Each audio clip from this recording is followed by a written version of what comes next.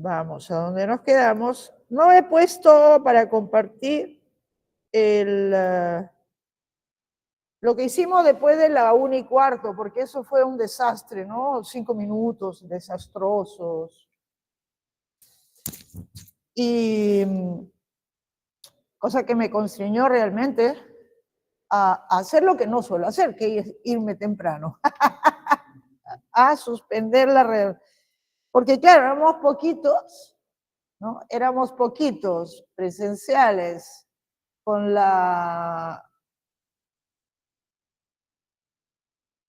Aquí nos quedamos oficialmente. Vamos a retomar, ¿no? Va a retomar la ejecución dineraria, que es cuando el código ya entra al grano, ¿no? Al grano de la realización de los bienes. Eso en el código se llama ejecución forzada, como si fuera una cosa que no se sabe a qué pertenezca, pero es la fase realizativo-satisfactiva, eso que el código llama ejecución forzada, está en el título, subtítulo, subcapítulo, capítulo, qué sé yo, 5, ¿no?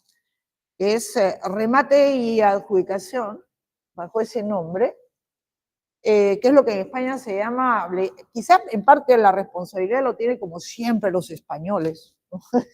Siempre tienen su cuota de responsabilidad, en el sentido de que ellos le llaman a esto vía de apremio, ¿ah? Vía de apremio. Vayan ustedes a saber por qué. Debe haber una explicación, pero no me interesa. Lo cierto es que en el código le han puesto, y muchos códigos latinoamericanos se encuentran con esa palabra, por ejemplo en el chileno, o vía de apremio. ¿Qué cosa es? Es ya la fase propiamente de enajenación de los bienes embargados, ahí puesto claramente, embargados, no bienes, como aparece en el artículo 728, que como dijimos hace unas horas, hace unas horas, es el 728 es la norma bisagra entre la fase, esta fase introductoria, preliminar, en donde pues el juez le dice al ejecutado, oye, paga, porque si no pagas, vamos a iniciar la ejecución forzada, ¿no?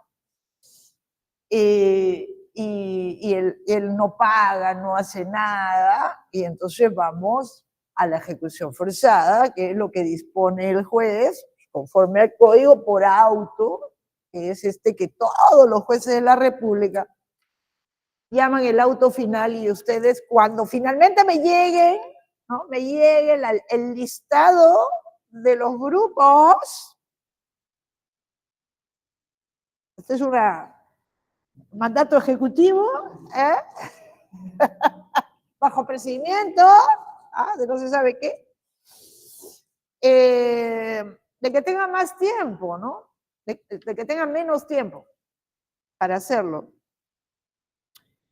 A ver si para este fin de semana, porque me entretengo a armar los grupitos y a generar las actividades, ¿no? Que siempre yo digo, el fin de semana se me pasa y no hago ni medio. Además, este fin de semana estaba agitada porque este tonto, que no es el culpa del celular, pues no entraba la señal de teléfono. No digo de datos ni teléfono de Claro entraba a mi casa. Estaba con una rollita y a veces, crack, dependiendo del punto, tenía que irme hasta el techo. Pero ahora, desde ayer en la tarde ha vuelto a la normalidad, signo que no es mi celular, porque también le pasaba a otro celular de mi hijo, igualito, y por lo tanto. Entonces, eso me agita, pues me agitan estas cosas. Pero de todas maneras, el fin de semana espero hacerlo, ¿eh? Claro, para que ya desde la próxima semana esté programado para que se vayan organizando. Va a ser un trabajo divertido. Divertido. Entretenido, por lo menos. No sé si llegan a la diversión. Yo me divierto, por ejemplo, pero yo no tengo que pensar que ustedes se van a divertir. Pero por lo menos entretenido, porque permite mirar en la generalidad de los casos, pues, depende, ¿no?, del caso, todo lo que yo digo. o casi todo, o algún aspecto que yo he mencionado, ¿no? Sobre todo este del auto final, es que el final no tiene ni medio porque ordena llevar adelante la ejecución. Y es allí justamente este contenido, esta resolución, que es la que nos permite establecer que lo que viene después es 728. Una vez firme la resolución que ordena, ¿no? No olviden esto nunca, la secuencialidad de este 728, lo que significa que lo que el código llama ejecución forzada es la fase realizativo-satisfactiva en nuestra terminología, el apremio en la terminología española, como segunda fase, ¿no? Segunda fase del proceso de ejecución solo dinerario, de dinero. ¿Por qué? Porque la actuación central es el remate, y el remate se hace para obtener dinero. Por eso es que la ejecución de garantías es una ejecución dineraria, porque se rematan los bienes dados en garantía, ese es su objeto, para obtener dinero. ¿Y por qué se debe obtener dinero? Porque la obligación, el objeto de la obligación de vida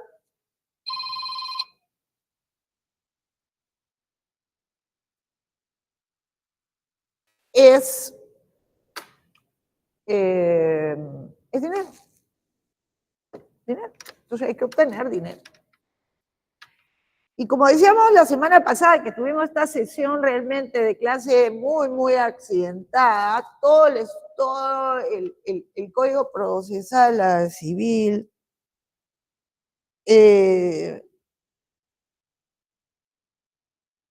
Código Procesal Civil ha centrado, Dios mío, vamos a ver quién es. A ver, de curioso, ¿ya? ¿Aló, quién es? ¿Aló, quién es?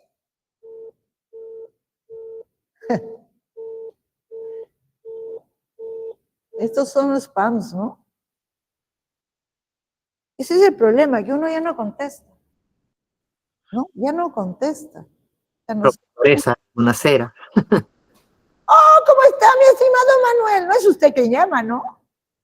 No, jamás la llamaría entre el horario de 11 a 2 de la tarde ni Por cuando está manejando. supuesto, Jamás, no. jamás. Jamás de lo que jamás. ¿Cómo anda el pie? Mucho mejor, mucho Ah, me mejor. alegra, me alegra. Ya está autografiado el libro, Ah, ¿ah? muchas Bueno, gracias, profesor. Manuel, a ver, en la semana pasada, te tengo que ganar tiempo, porque la semana pasada esta aula empiezo, toda la facultad estaba en crisis crisis de red de internet. No tenía internet, iba y venía, era una cosa, yo estaba hablando y de pronto todos los muchachos aquí delante decían, ¡oh!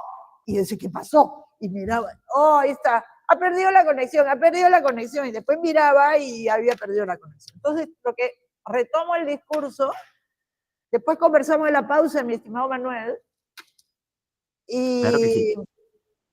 y entonces, toda la actividad enderezada a la enajenación de los bienes para obtener dinero está centrada en el Código Procesal Civil, en el mecanismo un poco que viene desde los tiempos más remotos, ¿no? Que es lo que nosotros llamamos remate judicial, o sea, lo que en España se llama la subasta judicial, y en Italia se llama la vendita forzata, o sea, la venta forzada, usando esta expresión venta. Tema sobre el cual va a tratar el control la próxima semana, ¿no? En donde están los temas desde la naturaleza de esta actuación, debatida si se trata de un acto de naturaleza sustancial o un acto de naturaleza procesal, y ahí pues con notables consecuencias sobre los efectos de este acto de enajenación. Y el tema un poquito más también tratado por Bove, que es un buen texto, que va desde el embargo, que es la génesis de la ejecución dineraria, en cualquier parte del mundo, menos en este país a veces de las maravillas, ¿no? Y bueno, pero todo está centrado en el remate, sin mayores alternativas que no la de la adjudicación, pero que para llegar a la adjudicación al ejecutante del bien, ¿no? Del bien que no se debe haber logrado rematar en 3 intentos. En 3 intentos, o sea, queda realmente como una medida en suborden, subordinada a la frustración del remate por 3 veces por falta de postores, ¿no? Y digo que todo está centrado en la subasta, porque en el remate, porque en otros ordenamientos, como el francés, primero para los muebles en los años 90, y luego esto se extendió también en el año 2005, todo esto está plasmado en el Código de Ejecución Civil, de ejecución. En 2006 o 2005 por ahí se hizo extensivo también a los inmuebles. Y luego también en España, con la Ley de Enjuiciamiento Civil del 2000, también se opta por mecanismos alternativos a la subasta judicial. No siempre tiene que hacerse porque la subasta judicial es un mecanismo muy oneroso y es oneroso en todas partes, es poco eficiente un poco en todas partes y tiende a, más que a obtenerse el más alto producto posible, que es el ideal, tiende a que no sea ese, no sea ese el resultado, sino el producto más bajo posible, salvo raras excepciones en donde realmente funcionaría lo que sería en el mundo ideal el sistema de la subasta, que es un mecanismo, es un método de enajenación a través de la convocatoria a ofrecer, como dice el Código Civil, ¿no? Lo dice para establecer cuándo hay el consentimiento, cuándo se forma el contrato, está en la parte de contrato. Pero fundamentalmente el mecanismo de subasta es un mecanismo en donde hay una invitación a hacer ofertas y el que hace la oferta mayor es el que resulta ganador y en consecuencia adquirente del bien ofertado, ¿no?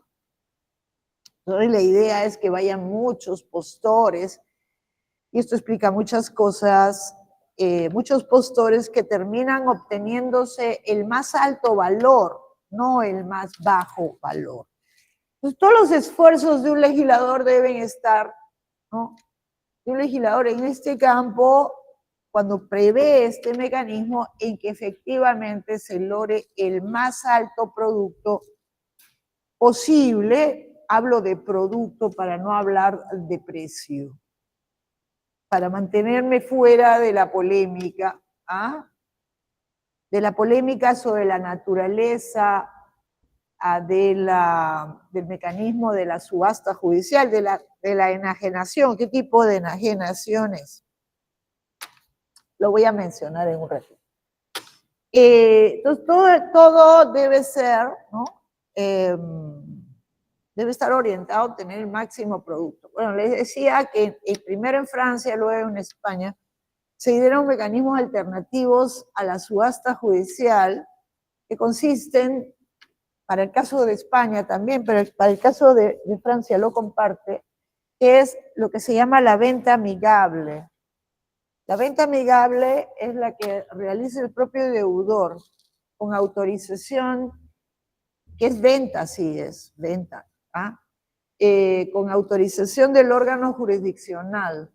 O sea, en lugar de que entre al mecanismo a veces perverso de la subasta judicial, pues se autoriza al propio deudor, cosa que siempre él puede hacer, ¿no?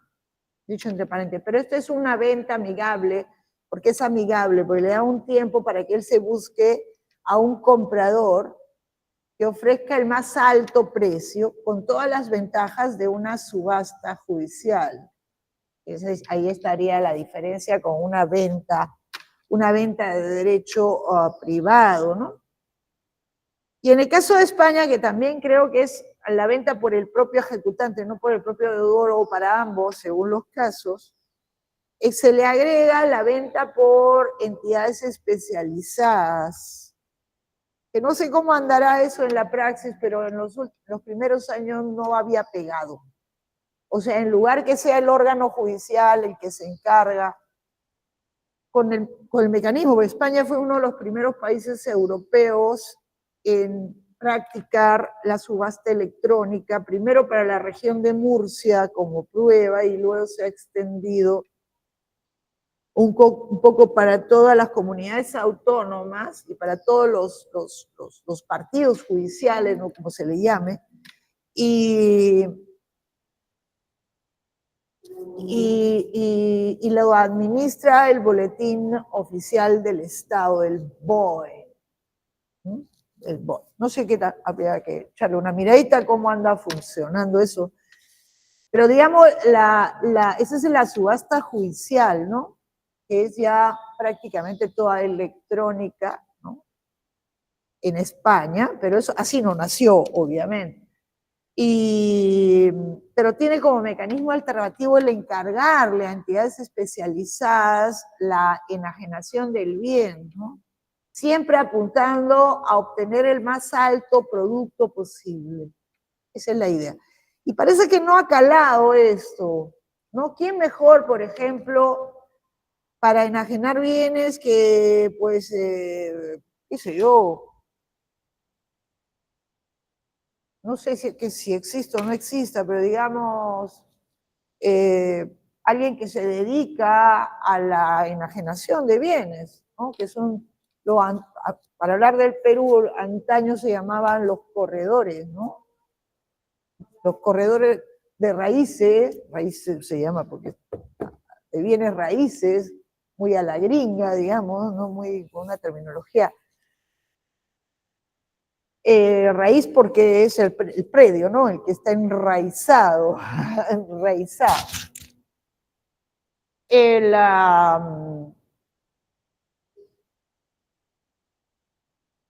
Hoy ya son los agentes inmobiliarios. ¿Quién mejor que un agente inmobiliario para colocar un bien en el mercado? Va a ir a la búsqueda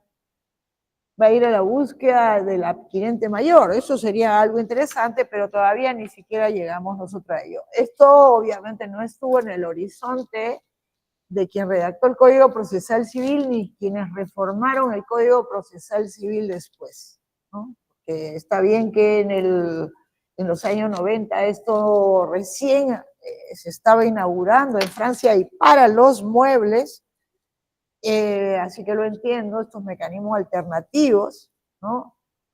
Pero que luego no hayamos siquiera tomado nota de que se estaban practicando mecanismos alternativos a la subasta judicial, pues es algo que sí merece nuestra atención, ¿no? Nos quedamos anclados en centralizar toda la actividad ejecutiva para obtener dinero en el remate judicial, ¿no? Esto para los bienes que no tienen cotización en el mercado secundario, que es en la generalidad de los casos, porque como decíamos la semana pasada, esto es una regulación realmente incipiente que también merecería un ulterior desarrollo. Si se embargan bonos,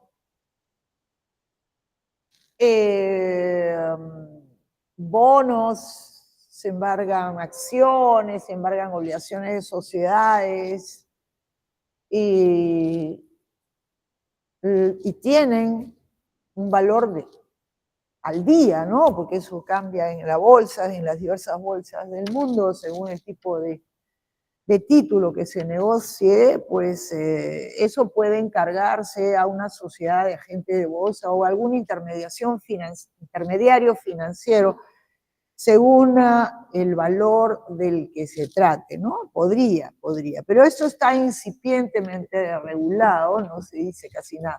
En la generalidad de los casos, cuando se trate de muebles, ¿no? Muebles materiales, o de inmuebles en general, el mecanismo de enajenación es exclusivamente el remate judicial, ¿no? El cual, si es exitoso, como digo allí, pues conduce al momento final de la ejecución, que es lo que el código llama el pago al ejecutante. Yo espero hoy día ver todos estos aspectos. Ahora, cuando se procede por el remate judicial, naturalmente se puede proceder en tanto y en cuanto, lo reitero ya por última vez, se haya logrado el embargo de bienes. Porque si no hay embargo, nada se puede llegar acá, ¿eh? Nada se puede llegar. Tienen que haberse embargado, pero recuerden que el embargo, tema sobre el cual regresaremos cuando tratemos del cautelar, da lugar a la formación de un cuaderno paralelo, que es el cuaderno de embargo, que viene rotulado como cuaderno cautelar y está separadito, está separado, y eso es una anomalía toda peruana, ¿no? Lo digo casi majaderamente, ¿no? Majaderamente, es algo que no es lo que debería ser y tiene repercusiones prácticas, porque cuando se embarga no se tiene el horizonte de que estamos ya en una ejecución. Se embarga no para asegurar un resultado y un eventual proceso de ejecución, sino ya estamos sobre el caballo de la ejecución, ya sabemos más o menos cuánto tenemos que obtener y por lo tanto podemos más o menos determinar cuál es el bien, ¿no? ¿Cuál es el bien más adecuado? Si existieran mecanismos. Esto lo tiene que decir el propio ejecutante, porque a diferencia de lo que ocurre en España quien determina qué bien se ha de embargar para los efectos de la ejecución es el auxiliar de ejecución, que es, estoy hablando un poco a la peruana, que es lo que se llama desde hace unos años, unos 10 años ya, el letrado o letrada, porque todo está escrito en lenguaje inclusivo, todo. Desde hasta que esté Sánchez ahí o el PSOE, todo va a estar en lenguaje inclusivo. Letrado o letrada de la Administración de Justicia es el encargado de seleccionar cuál es el bien adecuado según lo que se debe, ¿no?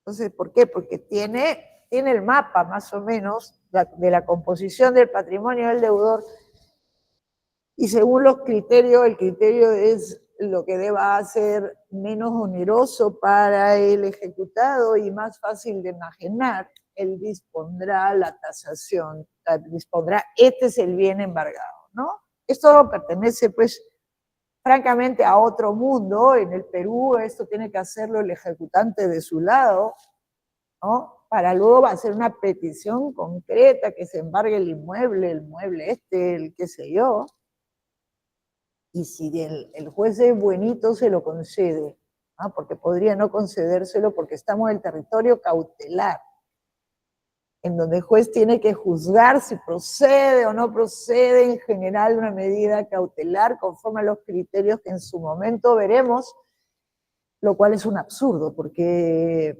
estamos ya en la ejecución. Aquí no estamos, la tutela cautelar, lo dijimos aunque sea muy rápidamente al inicio de nuestro curso, tiene por objeto neutralizar peligros derivados de la demora del proceso.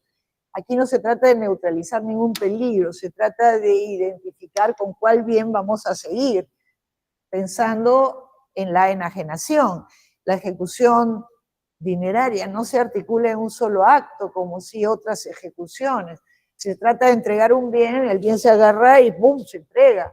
Aquí hay que ir paso a paso, como decía el Calamandrei, entrando, penetrando cada vez más, se penetran mucho más intensamente en la esfera patrimonial del deudor. Primero se embarga, con lo cual se seleccionan los bienes sobre los cuales se va a operar y luego comienza el mecanismo de enajenación. Esto debería estar en el propio, estar en la propia, el propio expediente de la ejecución y sin embargo, si está en paralelo en el ordenamiento peruano, está en paralelo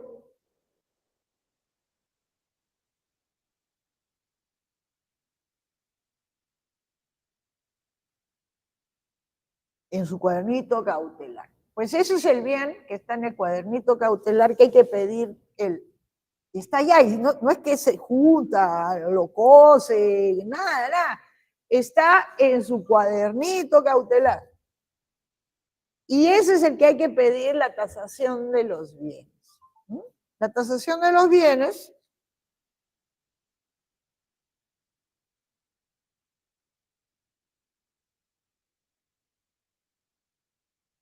es la primera fase o subfase del remate judicial. Y está enderezado, ¿no? Está enderezado a establecer su valor de cambio a los efectos de su enajenación a través del mecanismo de la subasta, del remate judicial, ¿no? Esa es la idea. Y es un acto necesario porque es un elemento fundamental, ¿no? El elemento fundamental es el punto de partida para poder proceder a la enajenación, ¿no? Pero sin embargo no se requiere tasación. Uno en el primer caso que vimos, que es el caso de, que es lo que dice el 728, ¿eh? ¿No? El 728 dice, una vez firme la resolución que ordena llevar adelante la ejecución, el juez dispondrá la tasación de los bienes, ¿no? Y no pone embargados, ¿no? No pone, ¿no? Los bienes, así. Y dice, no es necesaria la tasación cuando, ahí está, ¿no? Cuando los bienes tienen cotización en el mercado secundario, no sé cuánto. Esto es el caso, ¿por qué? Porque en realidad aquí lo que tenemos no es la activación del mecanismo de enajenación remate, sino otro mecanismo que es la comisión a que en el código llama el agente de comercio o el corredor de bolsa, que es son figuras que ya no existen con esos nombres, desde la ley de mercado de valores y sus modificatorias, porque ahí lo que no es que no se requiera tasación, lo que es alternativo al remate, por favor. Ahora, no es necesaria tasación, que es la tasación judicial, cuando hay tasación convencional, ¿no? Tasación convencional. Tasación convencional es la acordada entre las partes. Si ustedes alguna vez son abogados de ejecutado, yo les recomendaría, cuando están a estas alturas del partido, que traten de lograr con el ejecutante un acuerdo sobre la tasación, para evitarse toda la fase esta de tasación, porque aunque parezca contradictorio, esto conviene al ejecutado. Le conviene al ejecutado y al ejecutante también, ¿no? Al ejecutante porque se ahorra solventar toda la actividad de tasación, que está a cargo de peritos que cobran honorarios, porque si no, no hacen nada, ¿eh? Y el ejecutado, ¿por qué? Porque podrá, en acuerdo con su ejecutante, obviamente estos acuerdos logrados entre abogados, pues el valor que más, un valor que le convenga.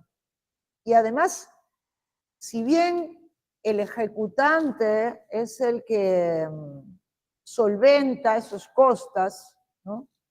Es parte de las costas del ejecución, solventa los gastos de la tasación, pues a la postre esto tiene que ser reembolsado al ejecutante como parte, ¿no? Como parte de las costas. Y eso es con cargo a lo que se ha obtenido del remate judicial, y por lo tanto, mientras más gastos haya, menos es lo que va, la porción disponible del obtenido que sirva para satisfacer el crédito del ejecutante y el remanente es para el ejecutado. O sea, al ejecutado y al ejecutante le conviene que los costos de la ejecución sean bajos. Y una forma de bajar los costos es acordar la tasación del bien durante el desarrollo de la ejecución, porque es allí, ¿no? Entonces, lo mejor para un abogado de ejecutado, es tratar de que el ejecutado pierda lo menos posible. Eso debería ser la idea guía, ¿no?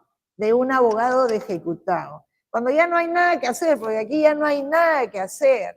Esto tarde o temprano el bien va a ser rematado, salvo que el propio deudor cumpla privadamente con su ejecutante, ¿no? Cosa que puede hacer cuando quiera. Cuando quiera.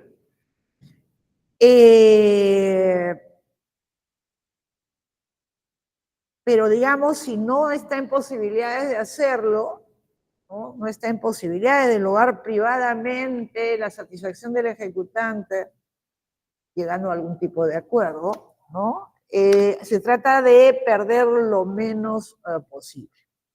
Otro supuesto en el cual no debería necesitarse la tasación es en la ejecución de garantías, esto ya lo he dicho. Todo está perfecto.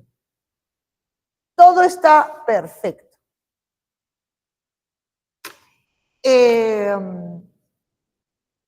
Espero. No, parece, ¿no? A estas alturas de la semana pasada ya estábamos ya todos histéricos. Sí, sí, estábamos pendejos, una cosa a la otra.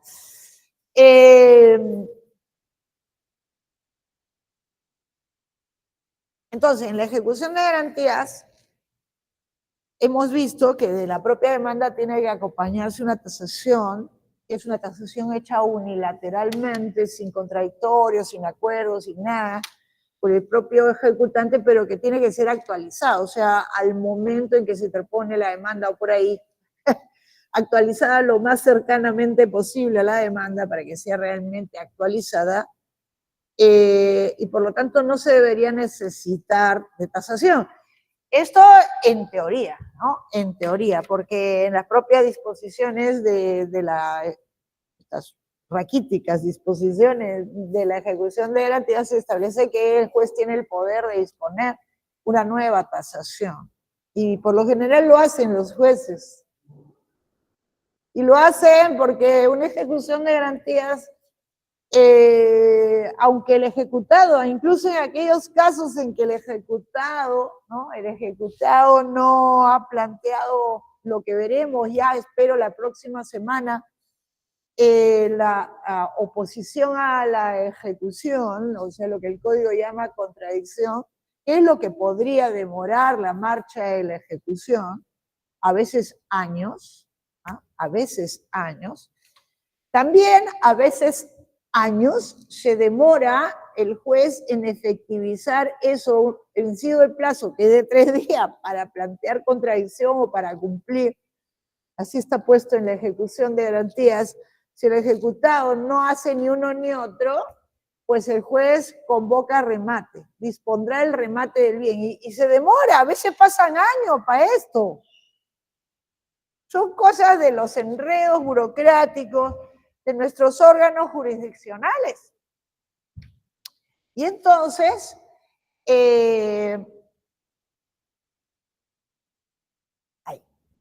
no, me estoy cortando la cabeza, ¿eh? Demora, y entonces cuando llega el momento y el ejecutante desesperado le dice, señor juez, ya pues disponga el remate del bien. Uy, ya han pasado 2 años, 1 año, cuando va bien es 1 año. A lo que le toca, al grupo que le toca, una ejecución de garantías, fíjense en la temporalidad, que es una de las cosas que yo pregunto, y váyanse a preguntar por qué demora. ¿Por qué demora? ¿No? Ahora, yo me he buscado algunos que sean demorones, también. O sea, que tengo escogido, ¿no? Tengo escogido, pero sin que el ejecutado haya hecho nada, igual demora y entonces, ay, pues ya, no, ya, esa tasación, en este punto, aplica el 728, ¿no? O sea, él dice, ¿no? Él dice, habiendo pasado tanto tiempo desde que se presentó la demanda con la tasación, es altamente probable que esté desactualizada. Él dice, está desactualizada y dispone la tasación con estas reglas, ¿no? Esto no debería ser, esto no debería ser. En todo caso, debería pedírsele al propio ejecutante que la actualice, ¿no? De ser necesario. No caer en el sistema, ¿no? En el sistema, pero en fin.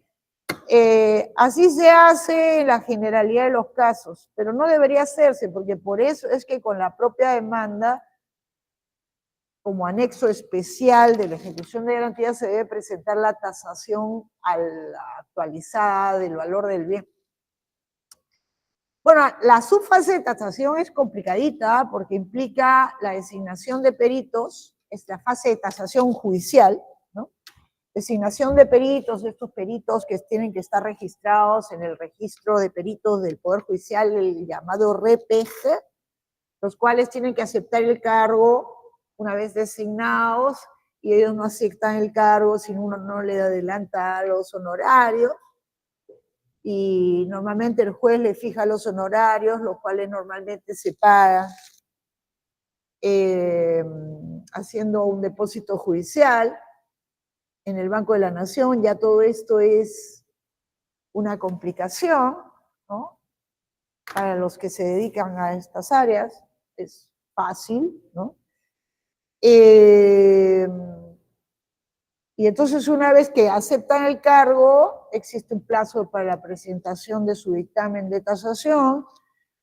El Código Procesal Civil no contiene reglas de ningún tipo sobre la tasación, por lo tanto es en base al leal saber y entender de los peritos tasadores.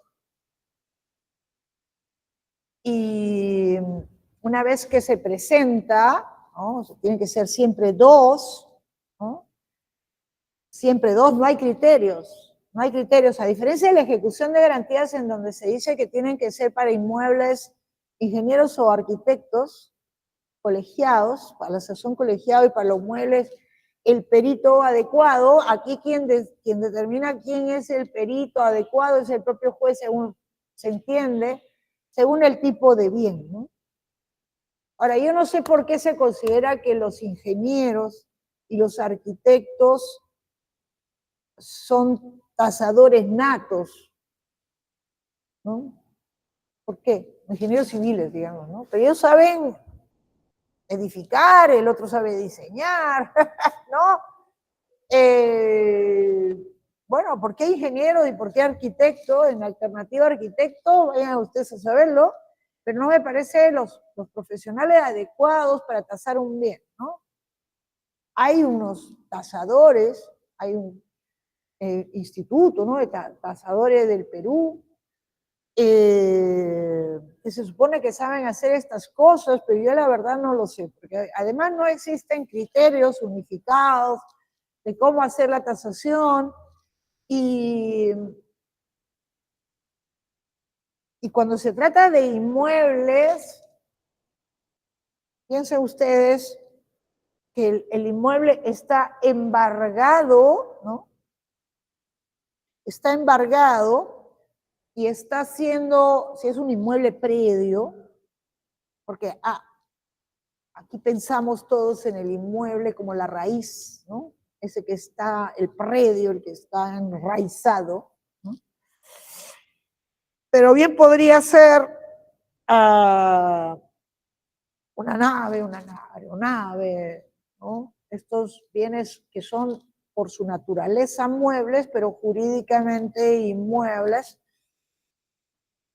simplemente por la necesidad del legislador peruano de querer establecer la hipoteca de estos bienes. O sea, por esta idea de que solo se hipotecan los inmuebles, ¿no? tanto en España como en Italia existen la hipoteca, ¿no?, de estos bienes. Está regulado, hipoteca de naves, hipoteca de aeronaves. De hecho, nosotros tenemos una ley muy antigua de reguladora, ¿no?, reguladora de la hipoteca naval y de la hipoteca, creo que supletoriamente aplicable también para la de aeronaves, ¿no? Y no depende, pues, de su naturaleza, de mueble o inmueble, depende del legislador.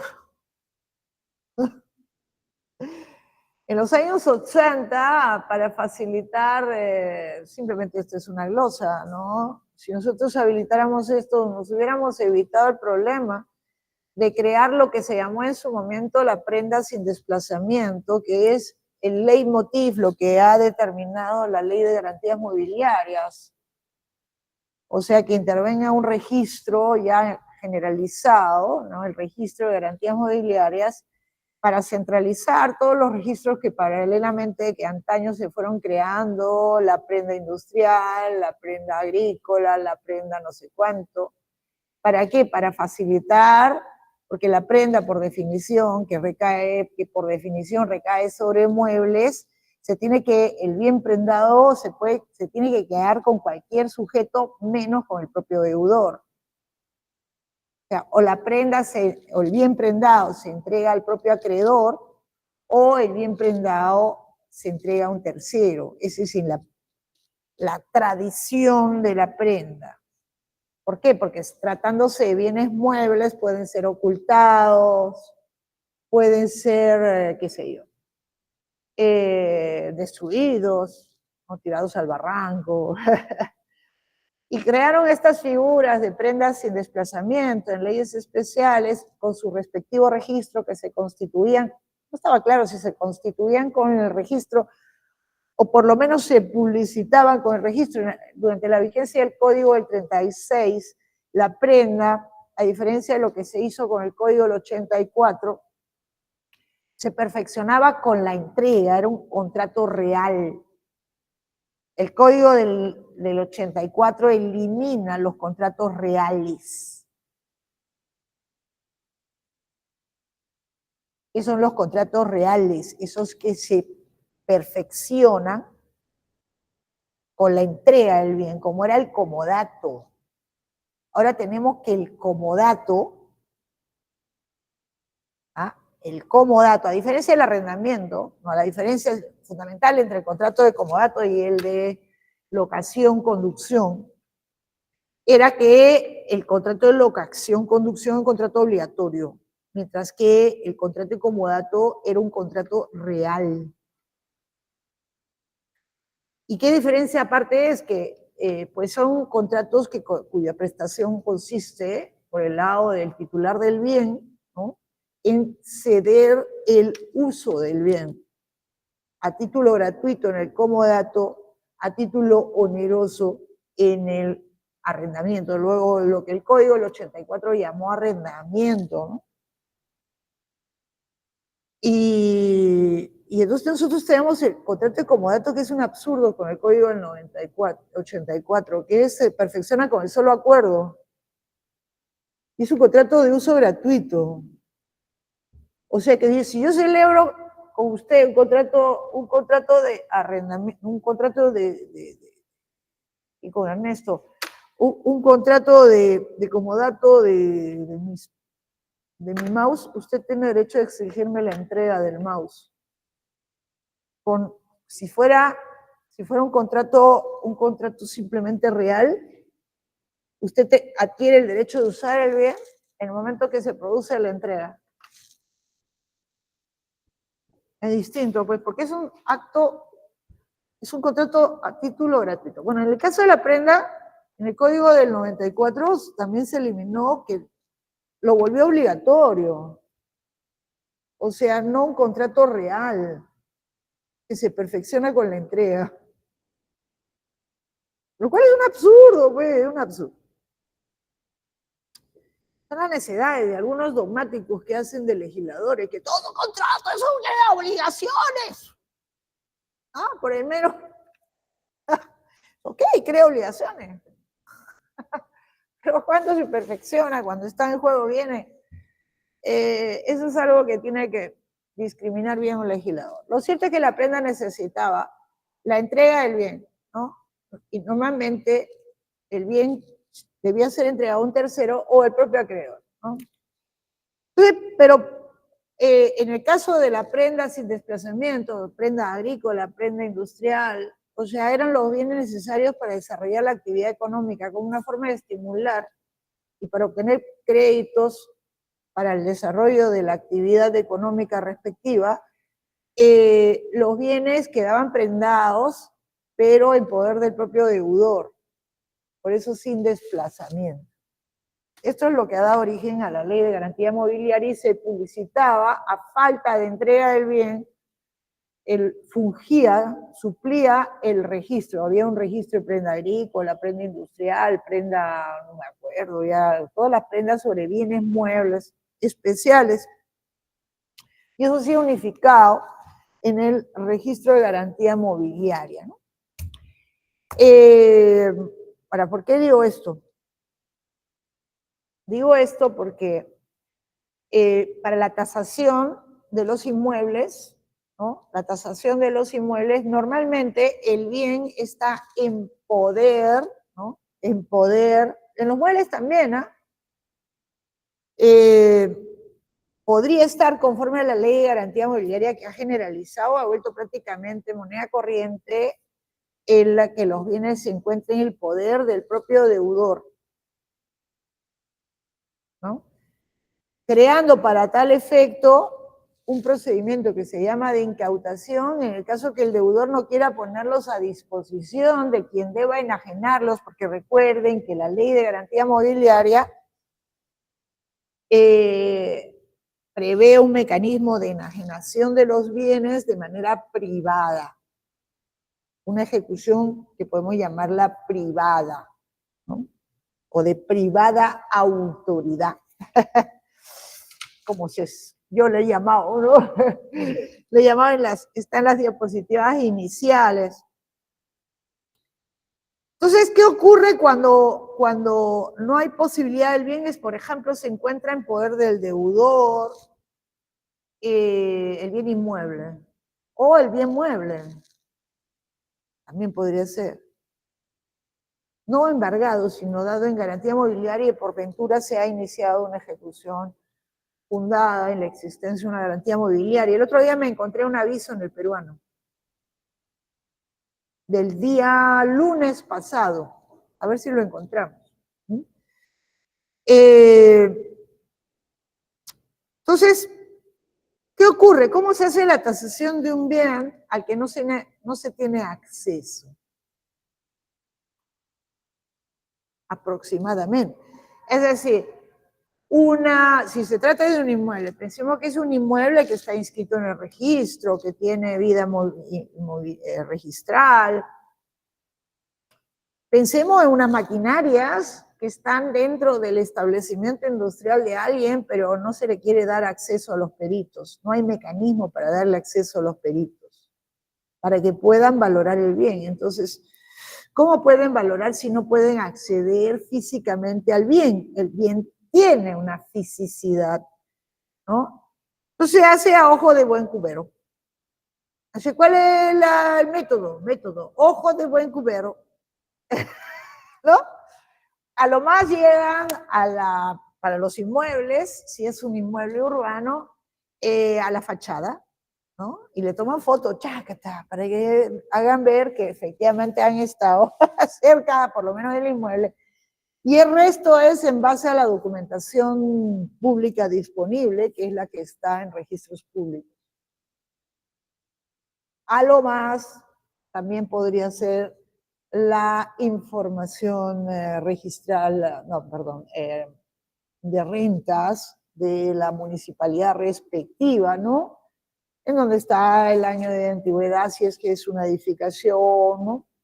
El metraje, etcétera, todos los datos que normalmente se levantan o se mantienen y se actualizan, mal que bien cada año para los efectos del impuesto predial. y no tienen mayor información. Por lo tanto, se hace un poco como se puede la tasación sin que exista criterios. Y esto es el primer punto de partida, es un mal punto de partida, porque deberían haber criterios objetivos, deben ser respetados por los peritos que estén y no dejarlo a su leal saber y entender, ¿no? Bueno, como sea, se presenta la tasación, es un dictamen de tasación, se pone en conocimiento a las partes, las partes son todas las partes, el ejecutante, el ejecutado, porque ambos tienen interés en el resultado de esa operación, la cual es observable dentro del plazo de 3 días, ¿no? 3 días de notificado, tras lo cual, y es a veces donde se demora el tras lo cual, los 3 días para la parte rigen, ¿no?, rígidamente, mientras que para el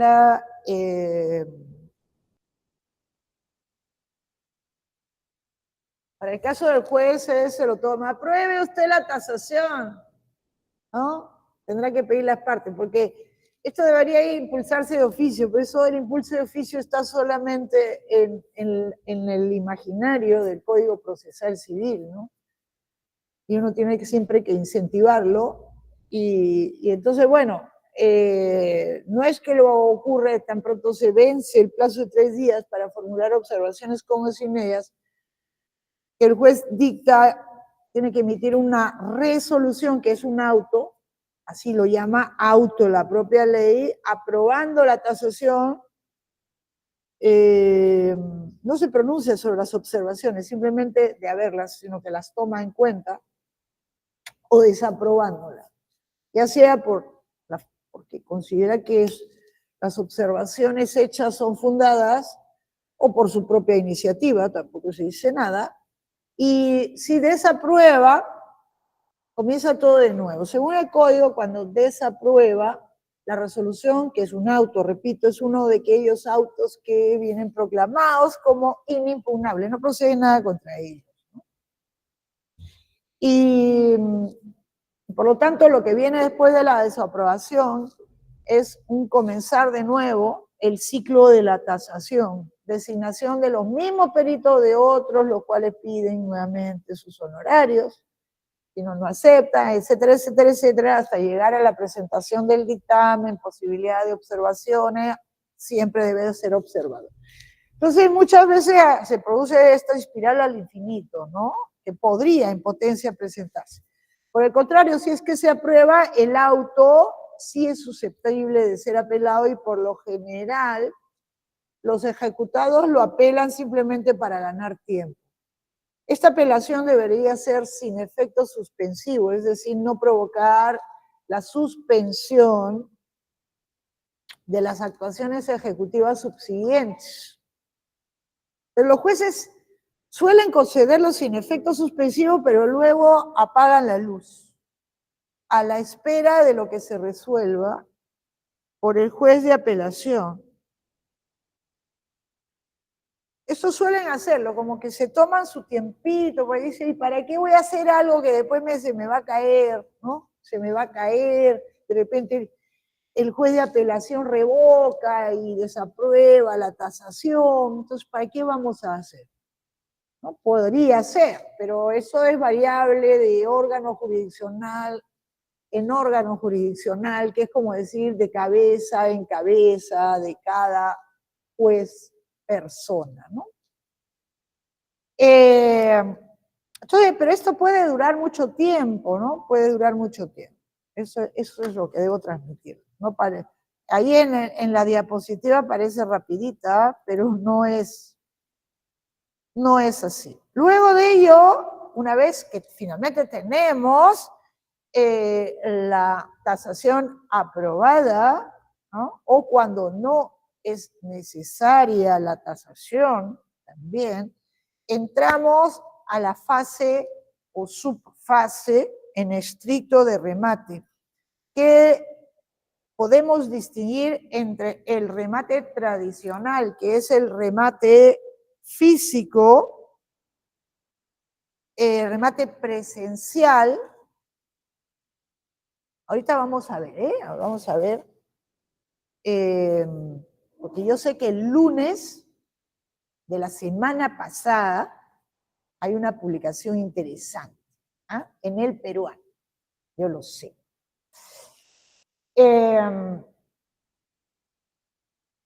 Una subfase de remate judicial, que en el remate tradicional implica, y esto sigue siendo así en el caso de muebles, la designación de un martillero público, esto es a partir del año 2004, tanto para los muebles, porque desde el código original, siguiendo el código de procedimientos civiles, el martillero público venía encargado del remate de los muebles, pero en el año 2004 se modificó el Código Procesal Civil y se dio una nueva ley del martillero público, derogándose las reglas existentes en el Código de Comercio, es una ley toda suya del martillero público, en donde se estableció que también se encargaría como regla del remate de inmuebles. Por lo tanto, en el sistema tradicional,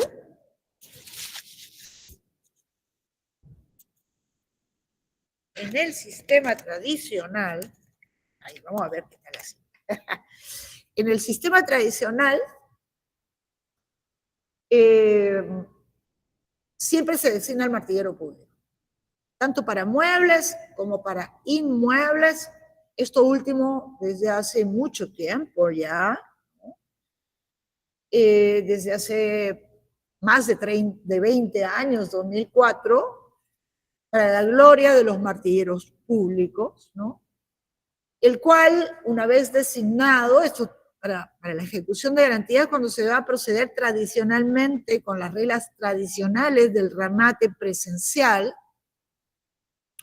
que durante la pandemia y mucho tiempo después, y todavía podemos encontrar remates que se hacen, entre comillas, presenciales por MIT.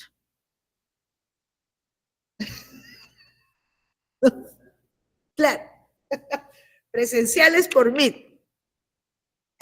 O sea, eso no está regulado por ley. Y se hace presenciales por MIT.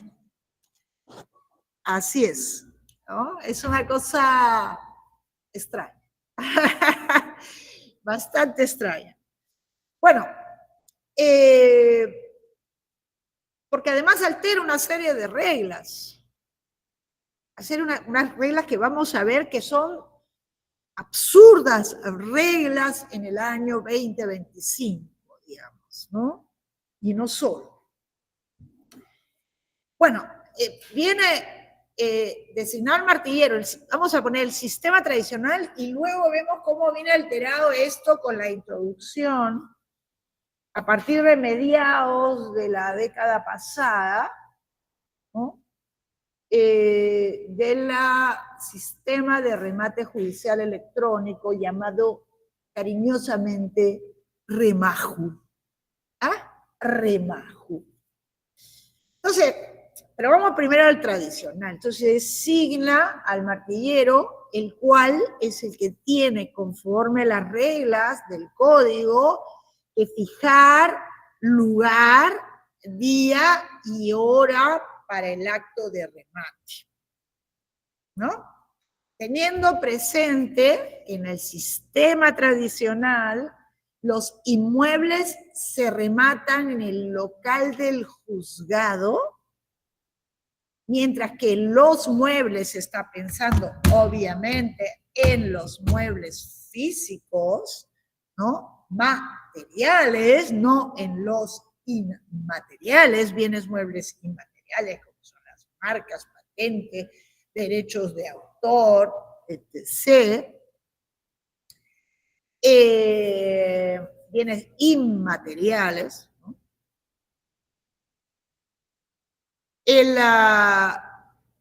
Los bienes muebles materiales tienen que, el lugar es el lugar donde se encuentran. están pensando en los que pueden estar en un lugar, ¿no? Porque ¿dónde se encuentran las acciones? ¿Dónde se encuentran los bonos? ¿Dónde se encuentran? Máxime si han sido desmaterializados, si están mediante anotación en cuenta. ¿Dónde están? En el ciberespacio están. ¿Ah? ¿Dónde están? Es como el otro día me preguntaron si se podía embargar las criptomonedas. Bueno, eso es en tanto en cuanto las encuentres. ¿No? Si no la encuentra, y depende, ¿no? Depende, pero que... Es la pregunta de los jueves, ¿no? Es pregunta del jueves, que yo me lo averigüé. Se puede en principio se puede, ¿por qué? Porque se puede embargar todo lo que pertenece al patrimonio de un deudor, salvo que la ley lo declare inembargable, inalienable o palabras parecidas, se puede embargar, pero el problema es cómo lo encontramos, ¿no? O sea, nadie anda con un cartel y dice, yo soy titular de criptomoneda, esta es mi cuenta, ¿no? ¿No? Y aún así, he indagado un poquitito, no entendí mucho, pero porque no me interesa tampoco, pero es importante para tener una respuesta, ¿no? Pero digamos que logramos embargar. ¿Por qué? Porque tenemos estas cuentas, porque esto hay un lugar, no me acuerdo cómo se llama, es donde uno hace las transacciones. Y hay un sujeto que se llama, que es una página, que se llama el exchange, que es el agente de cambio, ¿no? El exchange. Pero Pasarela. ¿Ah? Pasarela. No sé, mi mamá no es ya, pues. Explíquelo usted. ¿Ah? Pero es una... Jamás, Si es ese el que maneja, se puede tener la clave de acceso. Y se le puede decir lo que se le dice a un banco o lo que se le dice a cualquier acreedor. Retén, cualquier deudor, perdón, del ejecutado. Retén la suma, retén los bienes, ¿no? Se le puede decir orden de retención de la criptomoneda que se trate, Bitcoin o lo que sea. Y entonces, eso es en tanto en cuanto se logre saber, ¿no? Sí se puede. Pero digamos que se logran embargar. Digamos, ¿cómo los enajenamos? ¿Cómo las enajenamos? ¿Cómo se vende? ¿Hacemos el remate? ¿O se pertenecerá al grupo los que tienen? No tienen, ¿no? Porque esta es una cosa, pues, casi clandestina, ¿no? No sujeta al control de nadie, no está sujeto en el Perú al control de la Superintendencia de Banco y Seguro, está extra, ¿no? Tampoco del Banco Central, tampoco de la Superintendencia del Mercado de Valores, están ahí, ¿no? Están ahí girando y bueno, pero tiene esa problematicidad, dejémoslo de lado, pero una vez que lo hemos embargado, ¿cómo la enajenamos? ¿Cómo enajenamos? Eso en realidad la pregunta es cómo enajenamos cualquier bien que no tiene materialidad. ¿No? ¿Cómo enajenamos? No es, el mecanismo del remate no está pensado siquiera para los bienes inmateriales. En general. Porque nos dice, tratándose de muebles, es en el lugar donde se encuentran. ¿Dónde están las criptomonedas? ¿Ah? Por poner el ejemplo dejémoslo de lado. Entonces, siquiera hubieran puesto, tratándose de bienes inmateriales, se rige en el local del juzgado. Ya pues, igual que para los inmuebles, ¿no? En cuanto a infraestructura, hay órganos jurisdiccionales que tienen salas de remates. Por ejemplo, los jueces de la subespecialidad comercial les crearon la sala de remate, ¿no? Crearon una sala de remate. Creo que también existen en los juzgados en el local, ¿no? En el local de ex Ministerio de Educación, ¿no? De la Corte Superior Principal, teóricamente de la Corte Superior de Lima, ¿no? Que tiene su salita de remates. Si no, se hace donde hacen las audiencias, ¿no? Que a veces en los órganos jurisdiccionales de nuestra república el lugarcito ese donde está sentado el juez, ¿no? Con un escritorio lleno de papeles. Puede ser, podría no ser. Pero es el local del juzgado, ¿no? El local del juzgado. Y como les digo, a partir de la pandemia, que no se podía hacer nada, cuando un poquito fueron reactivando la actividad judicial, pues optaron por MIT.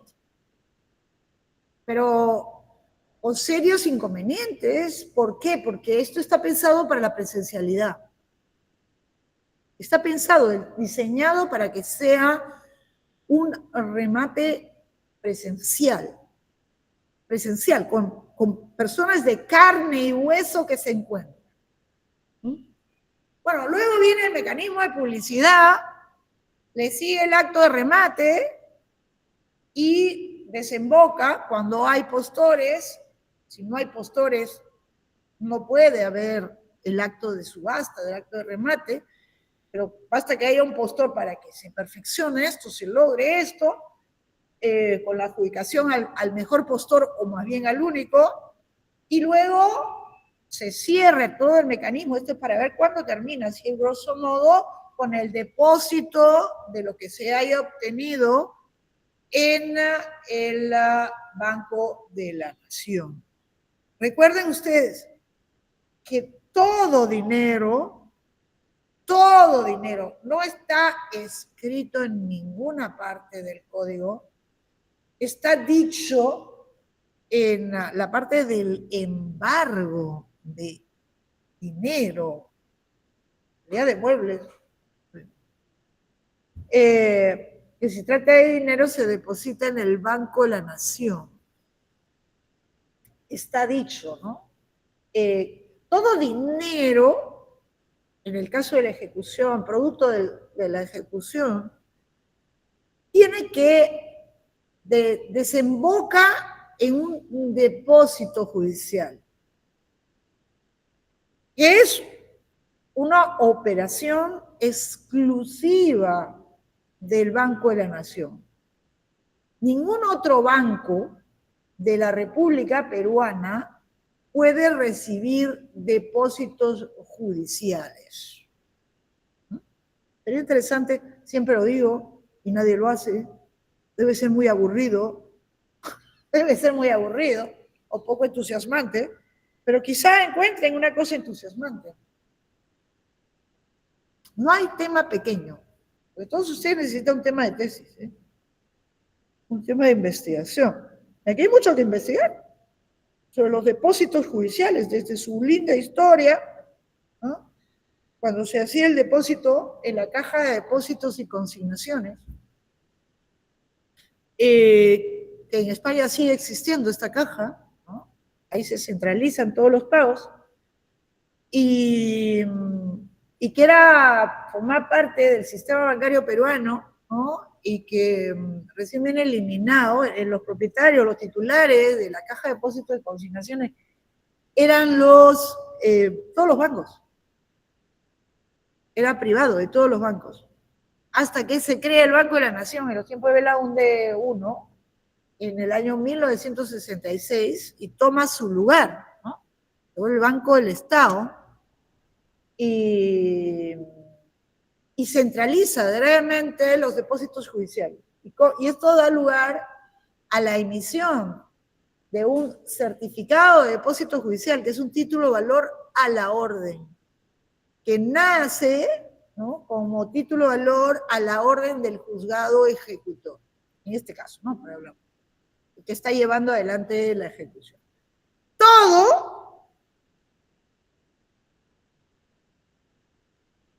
Todo dinero debe fluir hacia un depósito judicial, a la orden del juzgado. El producto obtenido, ¿no?, digamos, cuando se embarga dinero, llega un momento en que el que retiene ese dinero, o se ha encontrado el dinero, digamos, en corriente, dinero corriente, papel moneda, ¿no? Moneditas, muchas moneditas, tiene que hacerse el depósito en el Banco de la Nación. Tampoco está dicho. Pero está dicho en el embargo, bajo el nombre impropio de embargo de forma de retención, que cuando se trata de dinero, el retenedor tiene que hacer un depósito a la orden del juzgado o algo así, en la parte de medidas cautelares, así de disperso está la normativa al respecto. La única forma que tiene el retenedor de cumplir su tarea, su función es, y se libera, es depositando en el Banco de la Nación cuando el juez le dice, ¿no? Entonces, él entrega, ¿no? El retenedor termina su tareita entregando el certificado de depósito que está a la orden del juzgado. Lo propio ocurre cuando se perfecciona el remate judicial de muebles o de inmuebles en los términos que vamos a ver. Lo cierto es que el martillero tiene que fijar lugar, día y hora, ¿no?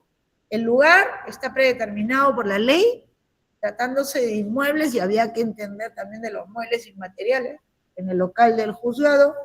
En el caso de muebles materiales, el lugar donde se encuentra, ¿no? Y esto tiene una explicación. Tiene una explicación.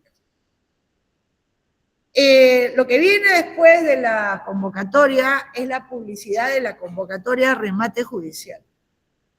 Y aquí siempre estamos dentro del remate presencial, ese que está preordenado, ¿no? De hacerse en el lugar donde se va a realizar el remate o en el local del juzgado. Aquí hay que distinguir entre inmuebles y muebles a partir del año 2004, porque antes era prácticamente igual, porque en el de inmuebles existen 3 mecanismos de publicidad.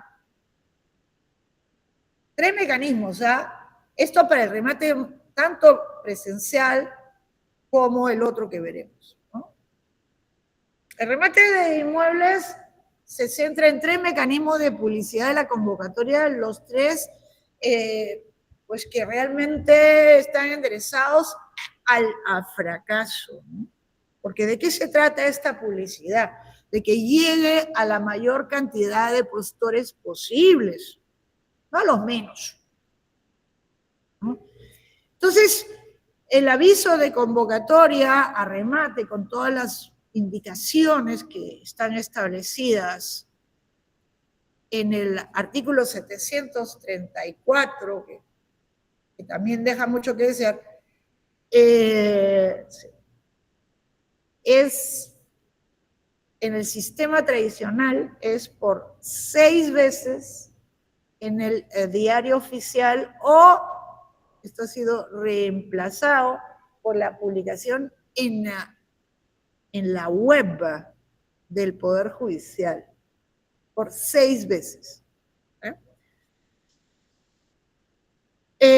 Luego en el juzgado, que es lo que está ahí, ¿no? En el juzgado se pega el aviso de remate, si tiene una de estas como, ¿cómo se llama? El periódico mural, ¿no?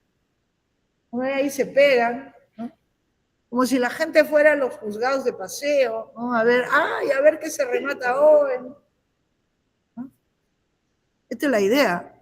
Esto también es así en España, ¿no? Los que se dedican realmente a este negocio, al negocio de la adquisición de remates judiciales, sí se pasean.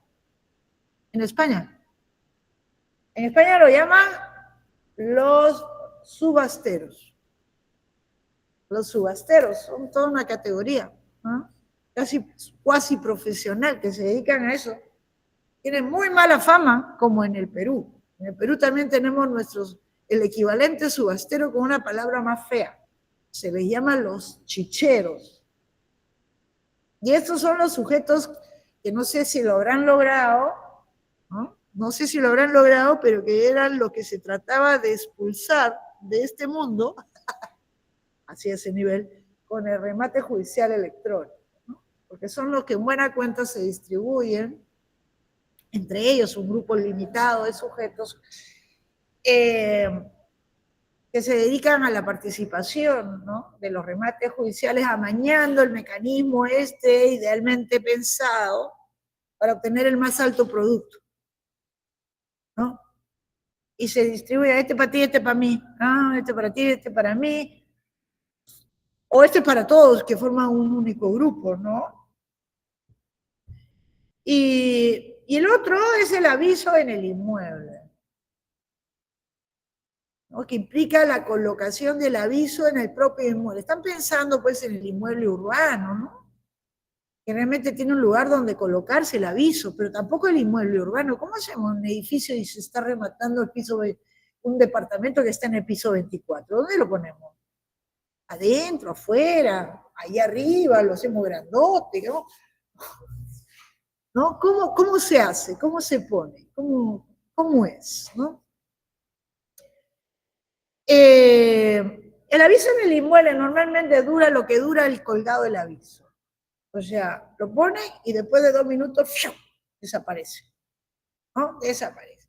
Y es un mecanismo bastante prehistórico de publicidad. O sea, pensando el que camina por ahí, ¿no? Como los avisos que se ponen en los postes, digamos, ¿no? O esos que pegan en las veredas.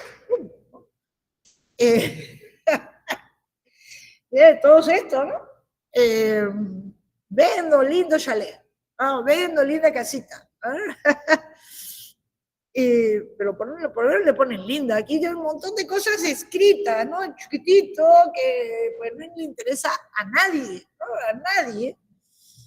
Y entonces tenemos mecanismos de publicidad bastante ineficientes que harían horrorizar a un marketero, ¿no? Y esta es una operación de marketing que deberían entrar los de marketing realmente para darle un poquito de fuerza y de difusión, ¿no?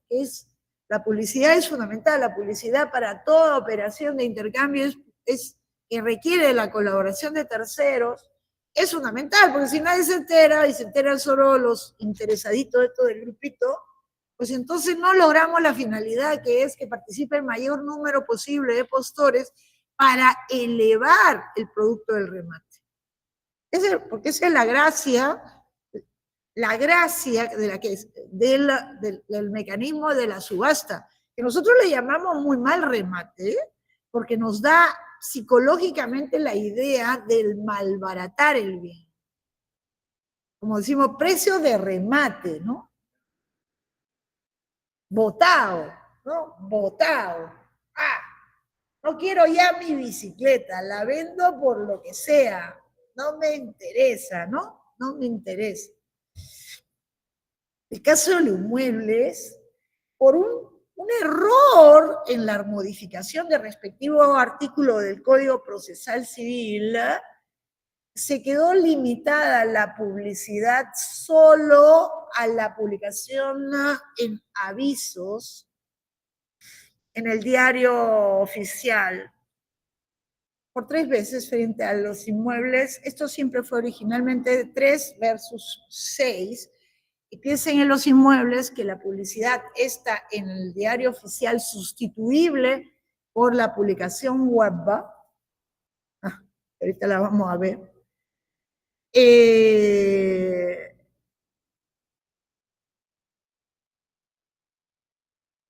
Es de 6 días, pero si el inmueble se encuentra fuera del lugar del juez de la ejecución, tiene que hacerse 6, o sea, 6 en el lugar donde se va a llevar a cabo el remate, que es la sede del juzgado, del órgano jurisdiccional ejecutor, y el del lugar donde se encuentra el bien. Entonces, si se remata un bien de Cajamarca en Lima, pues se tiene que hacer la doble publicidad, allá y acá. Con toda la complejidad de poner el aviso en el bien de Cajamarca. Tiene que comisionarse al juez de Cajamarca para que ponga el avisito. Es el problema de estar el órgano jurisdiccional desligado, ¿no? Desligado del lugar donde se encuentra el bien por no haberse dado reglas de competencia adecuadas a las actuaciones ejecutivas a realizarse, ¿no? Pero esto nadie le importa mayor Ahora, ¿qué debe contener esta publicidad? Debe el aviso de convocatoria de remate, dice el artículo 7.4, debe contener los nombres de las partes, ejecutante ejecutado, terceros legitimados, que para este código son los que intervienen en una ejecución ya a ejecución iniciada. Eso quiere decir que eso, un coacreedor que quiere intervenir, ¿no? Lo trataremos muy superficialmente porque esto está muy mal regulado en el Código Procesal Civil.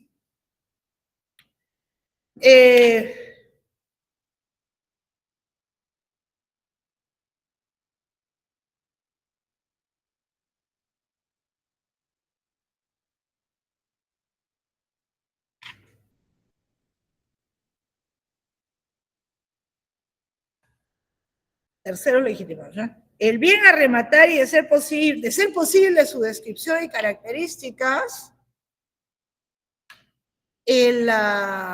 las afectaciones del bien, que son los embargos, hipotecas y demás hierbas,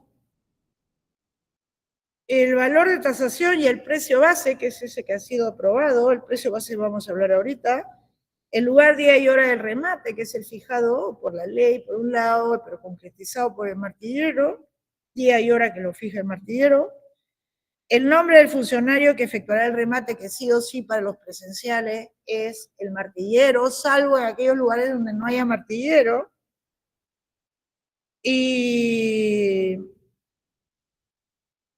el porcentaje que debe depositarse para participar en el remate, y el nombre del juez y del secretario de juzgado y la firma de este.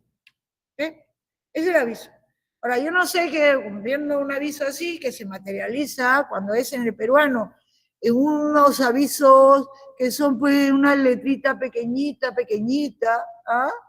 Que no, realmente que no llama la atención, remate de inmuebles se pone, remate de muebles cuando hay muebles.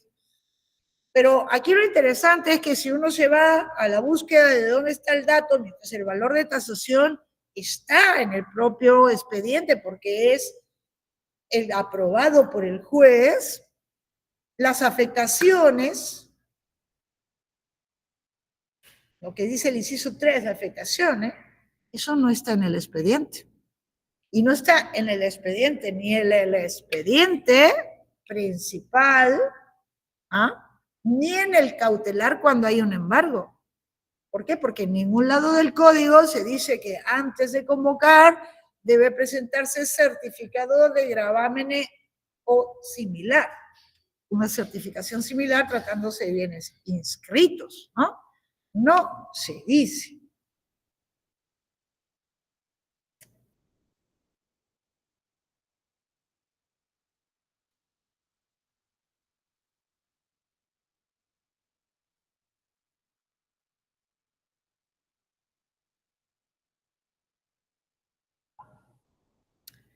Bueno, ¿de dónde sale? De nada. Eso no está en el expediente. En donde está es en el expediente de ejecución de garantías. Pero es el que se presentó con la demanda que puede haber cambiado sustancialmente. Ahí sí puede haber cambiado, ¿no? Sí puede haber cambiado. Y entonces, ¿de dónde sacan estos datos? Pues son datos que los sacan de cualquier lado, menos del expediente. ¿Mm? Ahora, lo propio ocurre con los datos del inciso 2, el bien a rematar y de ser posible su descripción y característica. En el caso de la ejecución de garantías es el bien dado en garantía. Su descripción y características no están en el expediente. Y entonces, ¿cómo se, en general, en el caso de una ejecución no de garantías, es la común,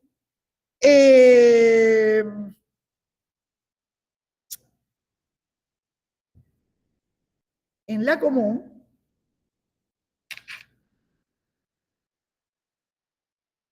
está en el cautelar, ¿no? El bien que se ha embargado, pero no hay mayor datos sobre ese bien. Se ha embargado, punto, se embargó. Entonces, ¿de dónde se saca esto? Se saca de cualquier, repito, de cualquier sitio menos del expediente principal o del expediente, o sea, el dato, la descripción, de ser posible, la descripción y característica, y a lo más, cuando se trata bien registrado, lo que se pone es inscrito en la partida no sé cuánto, de la zona registral no sé qué, ¿no? Y eso es todo y ándatelo a ver. O sea, el postor, porque esto va dirigido a los postores, no tiene ni la más pálida idea, ¿no?, de los bienes.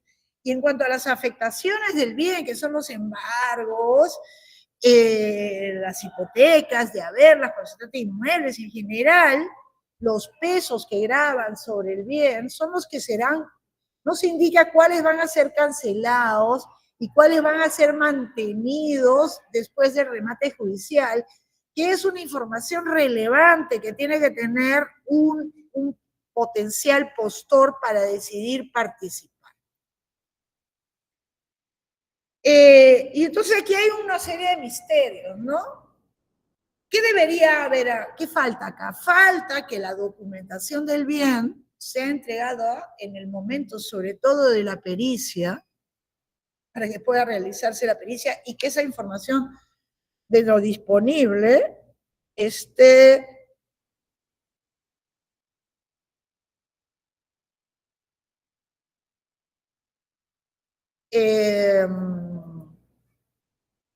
está en el expediente para que pueda ser controlada y a disposición de los postores. Y debería pedirse la información registral cuando estamos ante un bien registrado, como paso previo a la convocatoria de remate judicial. Pero no está. En España sí está, por ejemplo, ¿no?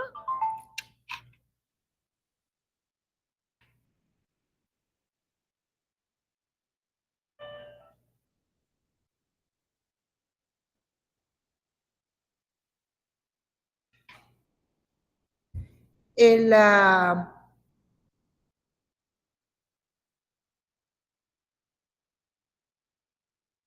Pues tenemos esto. Aquí tenemos pues estas lagunas, esta mala regulación, ¿no? Y no nos permite realmente, en el expediente debería tenerse toda la información para elaborar esto. Y no, es una información que está fuera del expediente. También en la ejecución debería regir lo que no está en el expediente, no está en este mundo, ¿no? Pero no es así. O sea, la información, sobre todo de los gravámenes, o sea, que con las afectaciones del bien, es el nombre utilizado en esta disposición para hacer referencia a lo que a nivel registral se llama cargas y gravámenes, es algo que no se encuentra por ningún lado del expediente, por ningún lado, ¿ah? Por ningún lado.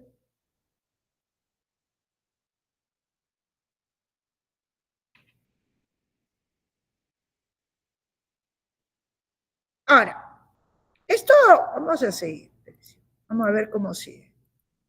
Después vamos al remajo, antes, para tomarlo después de la pausa. ¿Para quiénes pueden participar como postores? A los cuales va destinado el aviso. El aviso es un llamamiento para ellos, ¿no? ¿A quiénes va destinado? Va destinado a todos nosotros. ¿Quién puede ser? ¿Quiénes son? ¿Quiénes son los potenciales postores? Pues podemos ser todos. Obviamente, todas las personas naturales mayores de edad que tengamos capacidad de ejercicio, puede ser. Cualquier sujeto de derecho puede participar, obviamente a través de su representante, si no puede actuar por sí mismo, ¿no? Y entonces, en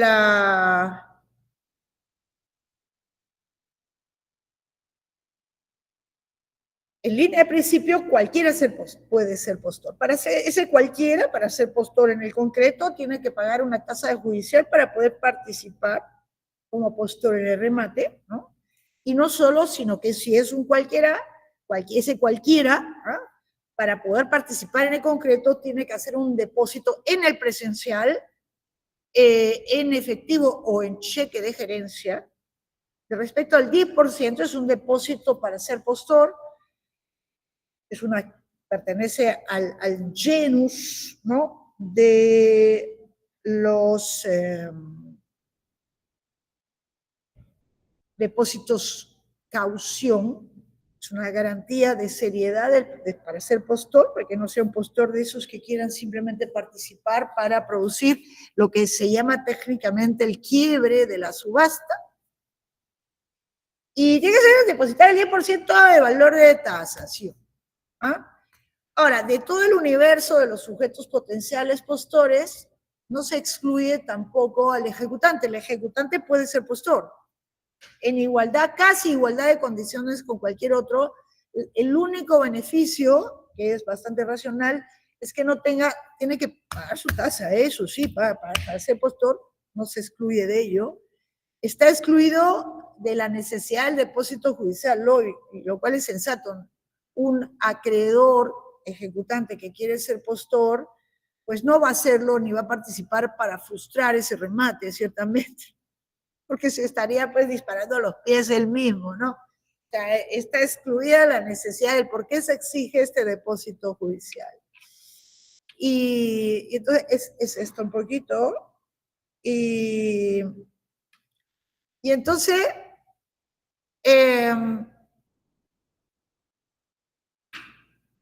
hay otro, en líneas generales, pues, hasta el ejecutante puede ser postor, sí, y como tal, él participa casi en igualdad de condiciones con cualquier otro postor, ¿no? Salvo el hecho de que esté excluido del depósito judicial para ser postor, ¿no? Pero hay un sujeto que sí no puede ser postor conforme al propio código, que es el ejecutado. Lo cual pues es sensato. Número uno, es sensato porque él es el titular de los bienes, normalmente él es el titular de los bienes, ¿no? Y segundo, por razones, digamos, hay un cierto moralismo también atrás de que si un ejecutado, ¿no? Un ejecutado no ha llegado a ese punto y tiene el dinero para participar en el remate judicial, mejor le paga a su acreedor, ¿no? Ya, entonces nada, está prohibido. Pero como aquí no hay que buscar la razón, sino que simplemente el ejecutado está prohibido, no puede participar como postor.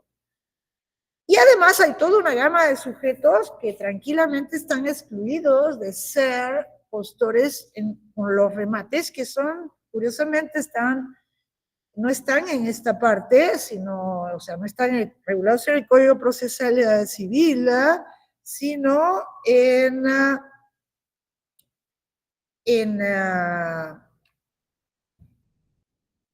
el Código Civil, en el artículo 1366 y también el 1367. Ustedes ya están en contratos, ¿no es cierto? El objeto del contrato. Esto está colocado en el objeto del contrato, ¿no? El objeto del contrato. Y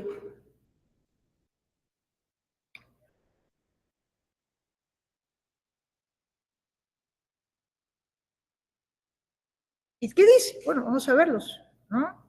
Después regresamos a la postura. Ahora, para no perderme esta diapositiva, que esto también está establecido, todo esto está establecido en el artículo 736, ¿no? La postura para ser postor, postura mínima para participar, que es la que se pone en el aviso como la base para ser postura, es el 2% del valor de tasación. 2% del valor de tasación, si digamos ha sido tasado en 90, es 60, que es brutal. O sea, la rebaja que se hace para la primera postura es brutal, es exagerada. Pasaría un quinto, pero no un tercio que se quite. Es demasiado y ya comenzamos muy bajito frente al valor de tasación. Es quitarle demasiado. Esa es en la primera.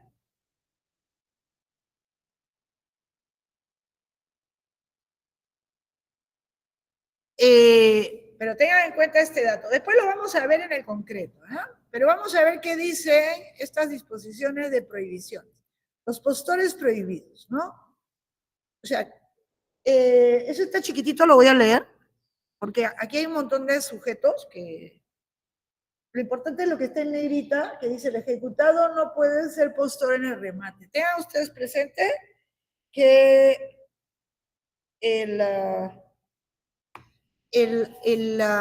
toda prohibición es taxativa, nunca puede aplicarse una prohibición por analogía, ¿eh? Entonces, si es el ejecutado y nadie más que el ejecutado. No puede extenderse a los parientes del ejecutado. Como si, por el contrario, es para estas figuras que están en el Código Civil, el objeto del contrato. El que está en este 1366, que no se sabe por qué está en la parte de contratos, porque no se refiere solo a contratos. Dice, no puede adquirir derechos reales por contrato, o sea, propiedad, usufructo, uso, habitación, ¿no? Derechos reales en general por contrato, pero no solamente por contrato, eso está en la parte fuerte de las obligaciones, contratos, ¿no? Eso está en el libro. Legado, que es un acto de disposición a título gratuito.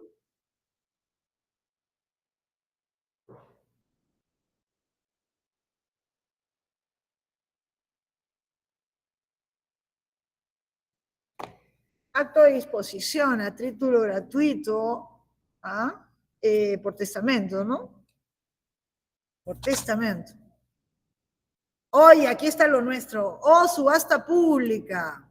O subasta pública. Entonces entra también nuestro remate judicial, que es una subasta pública. Y entonces dice, no puede adquirir derecho real por contrato, legal, directa o indirectamente.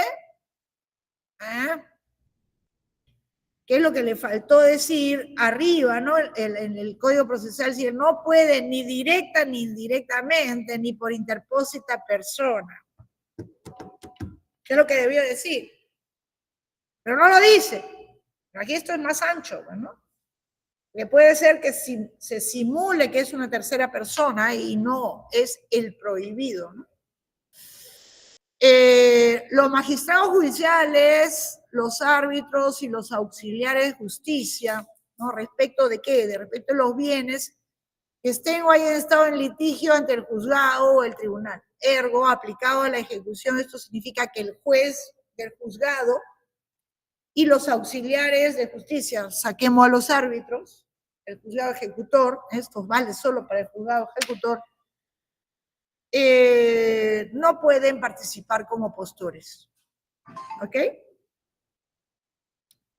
En el caso de los miembros del Ministerio Público, habría que ver si esto es aplicable para aquellas ejecuciones penales que se rigen supletoriamente por el CPC, en donde el Ministerio Público es en la parte ejecutante. Quizá porque es funcionalmente parte ejecutante, ¿no? No puede participar como postor, porque todo ejecutante puede participar como postor. Los abogados, respecto a los bienes que son objeto de juicio en que intervengan. Naturalmente esto debe ser entendido adaptándolo al objeto de juicio es de la ejecución también, y también, bueno, obviamente, cuando sea objeto de discusión, un proceso de declaración, ¿no? Y... ¿cómo que me llaman?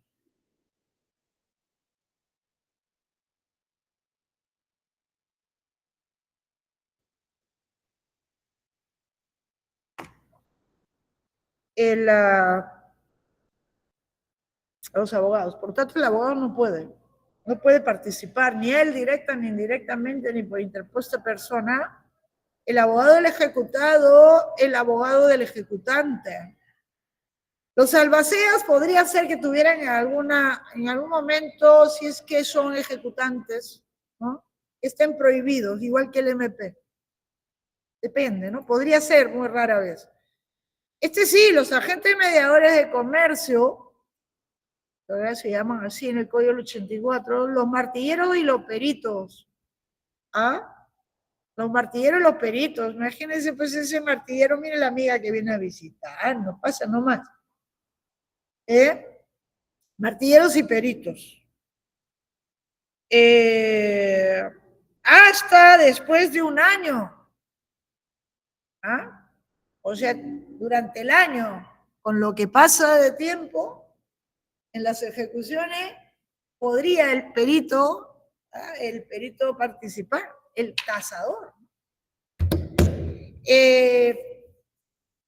Y los martilleros, el martillero tampoco puede, es importante aquí no tanto el martillero, sino por indirectamente o por persona interpuesta. Persona interpuesta. O sus parientes que vamos a ver.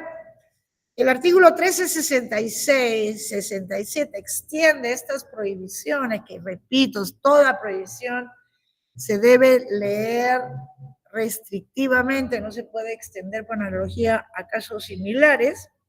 Las prohibiciones establecidas en el artículo 1366 se aplican también a los parientes hasta el 4º grado de consanguinidad y 2º de afinidad de las personas impedidas. O sea, es un ejército de sujetos impedidos de participar directa o indirectamente como postor en un remate judicial, ¿no? En las subastas públicas en general y en los remates, y que es aplicable también a esta figura. Muy bien, vamos a hacer nuestra pausa, ¿no? Estos son nuestros postores. Y aquí lo dejamos un ratito. 10 minutitos, ¿eh?